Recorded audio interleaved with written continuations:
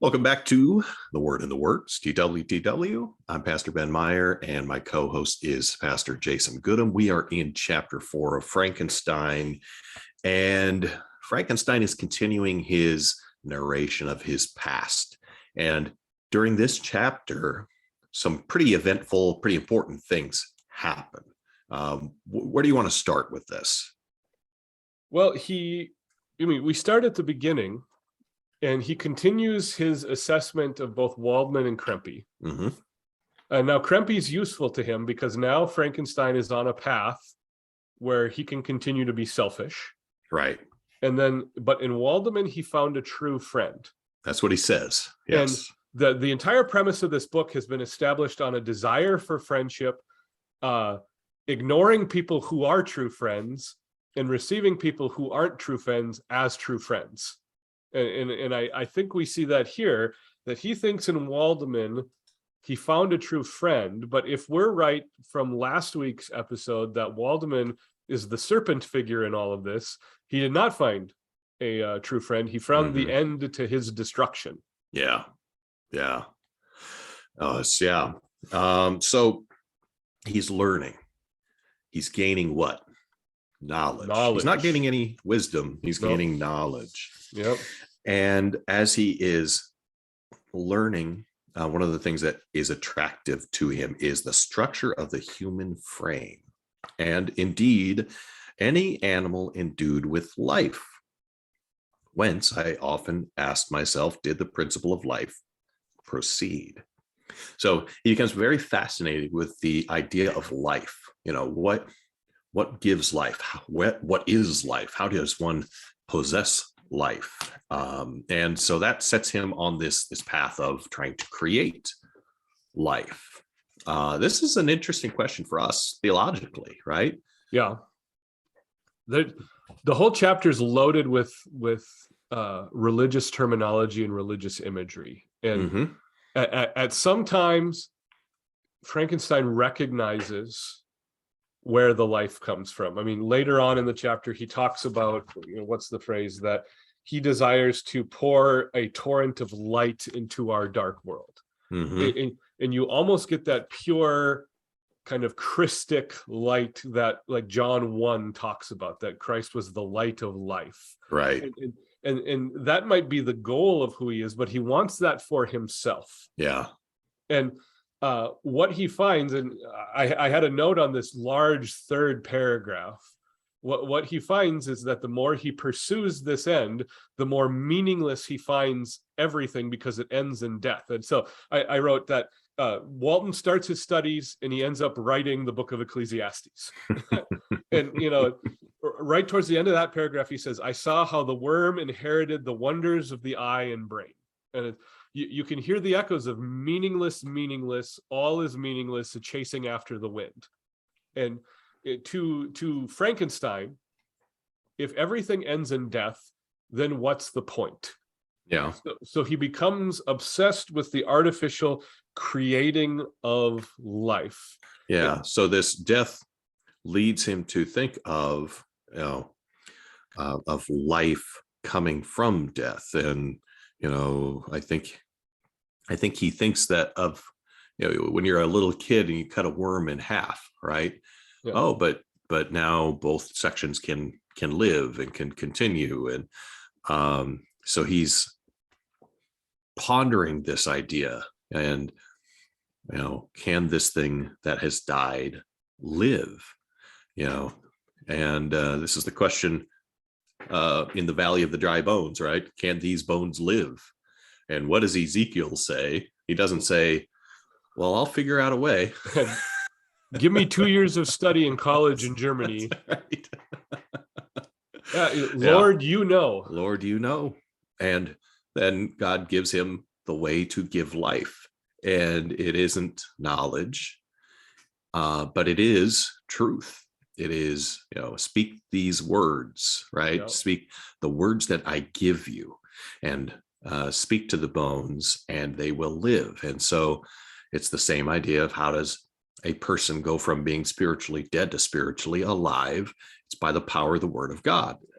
And the power of the word of God gives spiritual life in the here and the now, but also by the power of Christ's word on the last day, there will be resurrection from death to life in perfect immortal bodies, not Frankenstein monster bodies. Well, and I mean, it's a great illustration because what Frankenstein is doing is a counterfeit law and a counterfeit gospel. Mm-hmm. He's using the laws of science to counterfeit the words of God.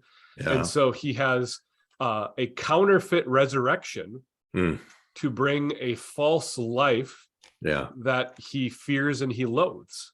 Yeah, it's not restoring the created order. I think that's something I keep coming back to again and again recently is, the first article tells us of, God creating the heavens and the earth, and the redemption and resurrection are a restoration of that which God created as good. What he's seeking to do is outside of God's good created order. He's not seeking to restore. He's not seeking to, act in accordance with God's good created order. He is seeking to create his own created order. And in that way, he is, it is not good. It is very much Adam and Eve in the Garden of Eden again, right? You want to be like God. And he does. He wants to be like God. He wants the power that God has. Well, he wants to be God in the end as well. And it's so interesting because following God's order and progression, both with creation and with, the Ordo Salutis, the order of salvation, the end result is that we become fully human, right? Fully created as God intended us to be, free from sin, free from death, in the created eternity. Yeah. As Frankenstein pursues this false resurrection and this false life, this counterfeit life, he loses his humanity. Right. And every time he describes himself, he's losing touch with who he is. It starts, right away. He claims the very next paragraph. Yeah, he's not recording the visions of a madman. And he's like, you almost get that I think thou dost protest too much. You have to put that in there. Well, that's what he says. And then he goes on to describe a madman. Yeah, exactly. About 4 paragraphs later, right smack in the middle of the paragraph, you get the whole hint. Oh my gosh. I seem to have lost all soul or sensation, but for this one pursuit. Yeah. And he becomes less and less human, and it's going to reach its fruition where he, in the next chapter, ceases to function when the creature is enlivened. In the very last paragraph of this chapter, he hints at it. He says, "Every night I was oppressed by a slow fever, and I became nervous to a most painful degree. The fall of a leaf startled me, and I shunned my fellow creatures as if I had been guilty of a crime. Sometimes I grew alarmed at the wreck that I perceived I had become." And again, there's Garden of Eden imagery in there. Right. It's stunning how consistent Shelley is in describing this. Yeah, and it is the absence of peace. This is the exact opposite of peace. Yeah, and it's the opposite of peace. It's the existence of the reality of guilt and shame. And when we had talked before, Ben, you brought up something that I had noticed, that his relationship with his father, who is the capital F father figure in this story, is marked by that shame. Again, Garden of Eden stuff. Yeah. So towards the very end of the chapter, and earlier on in that, as he's losing his humanity, he is not keeping in contact with his family. He's not writing to them. He's not communicating with them. And so his father continues to speak to him, that, not to speak, but to write to him, because that's the way in which he could communicate, right?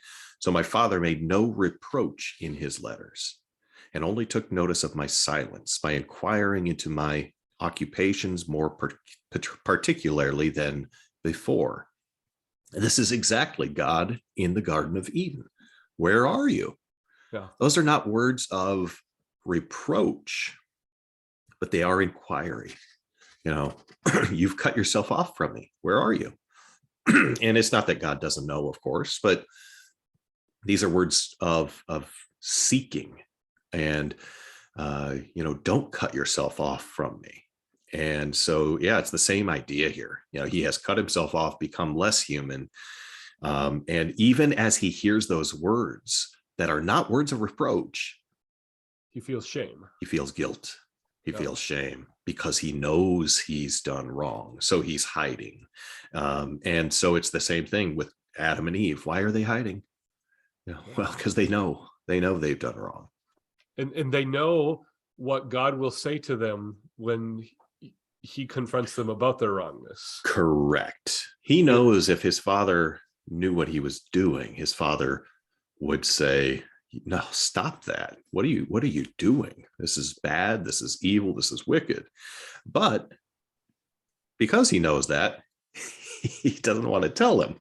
Yeah. Well, and his father says that in a letter.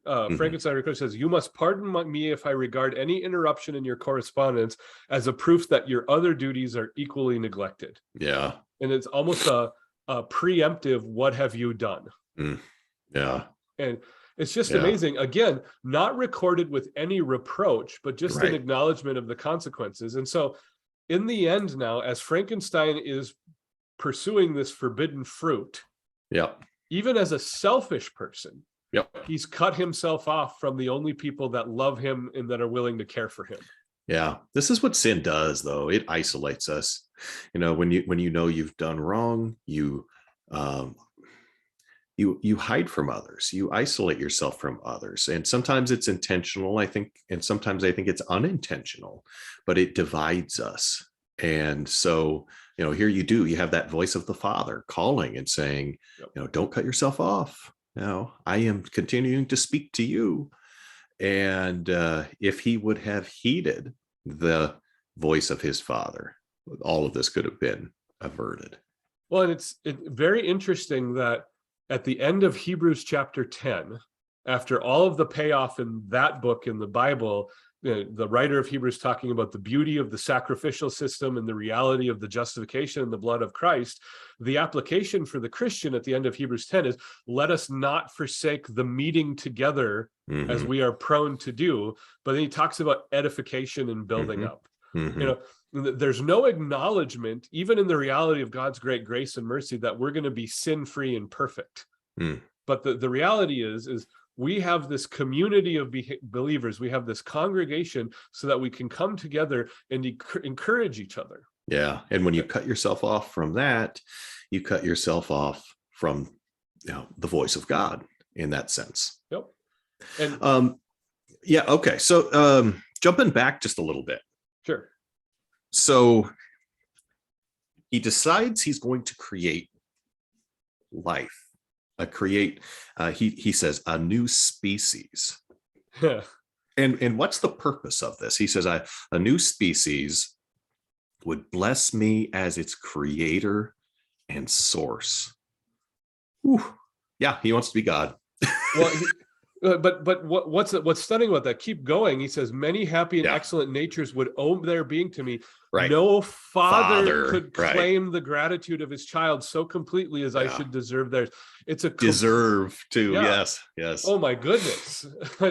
It's stunning how what his father has naturally, Frankenstein tries to create for himself artificially. Yep.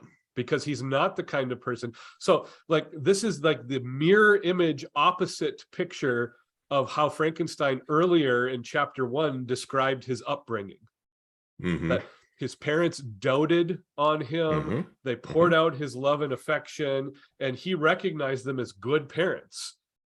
He's doing no doting. Right. He wants the glory. Exactly. Yeah, it's interesting because I think it's kind of one of the objections that a lot of non-Christians have to Christianity. They'll think well, God just created these creatures so that they could tell him how great he is. Yeah. And they don't understand. Well, no, actually, he created them to love them. He created them because he is great, right? And he created so he could love them. Yes, exactly. Exactly. So he creates an object to love, and yes, we do respond with glorifying him. but the primary is him loving us. That's first and foremost. And so here there is no mention of love. There is no mention of I am creating and I will bless this creature. This creature will bless me. This creature will praise me. This creature will be, will owe its existence to me. And so again, what do we have here? A bizarro Superman. We got a bizarro God idea going on here. You have maybe a transformation of Frankenstein now into a satanic figure. Mm-hmm. And yeah, it's fair to jump from, we've been in the Garden of Eden. Now you jump to the temptation of Christ. Mm-hmm. And all these things will be yours if you just bow down and worship. Mm-hmm. And in Frankenstein craves a satanic worship. Yeah. A worship he doesn't deserve, that is compulsory. Right. Yeah. Yeah. And that's the whole purpose of him creating.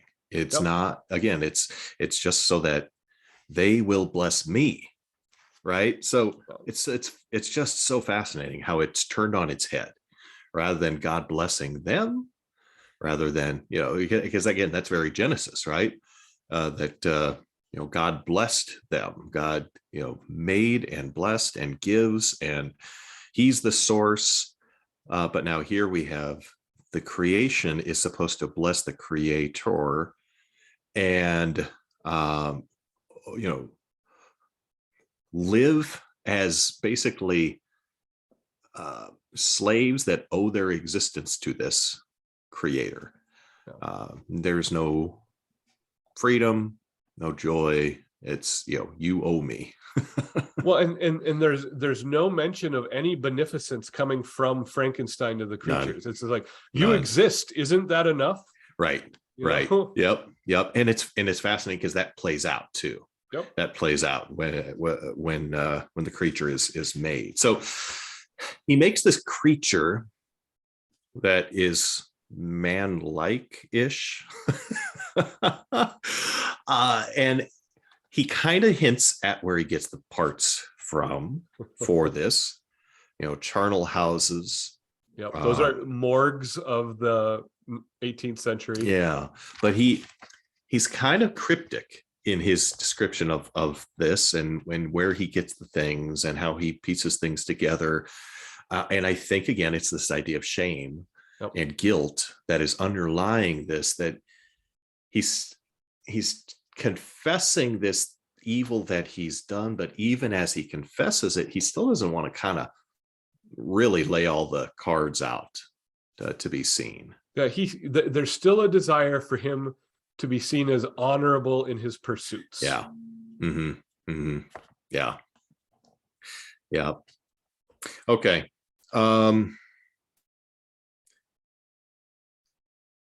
Anything else that you want to cover in this chapter? Well, I think the rest of it will probably be tied up in chapter 5. There's a lot of payoff in chapter 5, just a lot of it. All right. Well, let's call it a stop right there for today. And we'll look forward to having you join us again next time for The Word and the Works. He gone.